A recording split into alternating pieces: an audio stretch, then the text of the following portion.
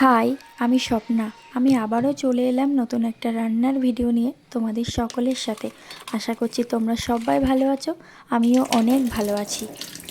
তোমরা দেখতেই পেলে যে আমি ট্যাংরা মাছে নুন হলুদ মাখিয়ে রেখেছি। এই ট্যাংরা মাছ আমি আজ ফার্স্ট টাইম রান্না করব। খেয়েছি বহুবার, কিন্তু রান্না করার সুযোগ কোনো দিন হয়নি। তোমরা আমাকে প্লিজ কমেন্টে জানিও এই ট্যাংরা মাছ কিভাবে রান্না করলে খেতে ভালো লাগে। আমার মনে হলো এই মাছটা আলু আর বেগুন দিয়ে রান্না করা যেতে পারে, ওই জন্যই আমি এই মাছটা আলু আর বেগুন দিয়ে রান্না করছি। তোমরা তোমাদের মতামত কমেন্ট বক্সে অবশ্যই জানিয়ে যেও। তবে সচরাচর এই মাছ আমাদের গ্রামে খুব একটা আসে না বললেই চলে।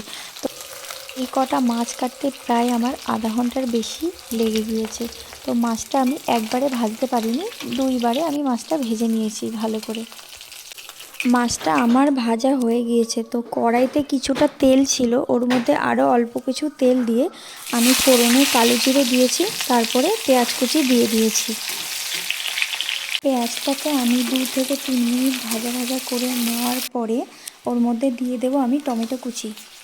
টমেটোটা দেওয়ার 1 মিনিট পরে আমি কেটে রাখা আলুগুলো দিয়ে দিয়েছি, তারপরে দিয়ে দিয়েছি পরিমাণ মতো লবণ। এবার ভালো করে আলুর সাথে লবণটা মিশিয়ে নেব।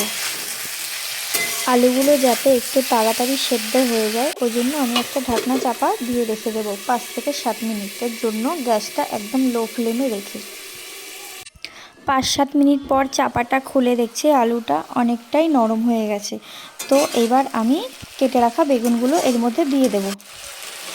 বেগুন দেওয়ার পরে আলু আর বেগুনটা ভালো করে ভাজা করে নেব। বেগুনটা একটু নরম হওয়ার জন্য 2 থেকে 3 মিনিট একটু চাপা দিয়ে রাখবো। তারপরে চাপা তুলেই পরিমাণ মতো হলুদ দিয়ে দিলাম। হলুদ দিয়ে কিছুটা সময় ভাজা করার পরে এইবার আমি মশলা অ্যাড করলাম এর মধ্যে।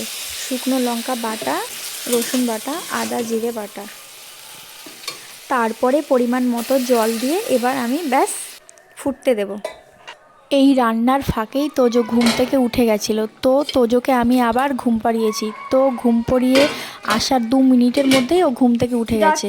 এই দিকে আমার তরকারির ঝোল প্রায় শুকিয়েই যাচ্ছে। তাড়াতাড়ি করে আমি যখনই উঠে চলে আসছি, ও দেখো এবার কান্না শুরু করে দিয়েছে পুরো।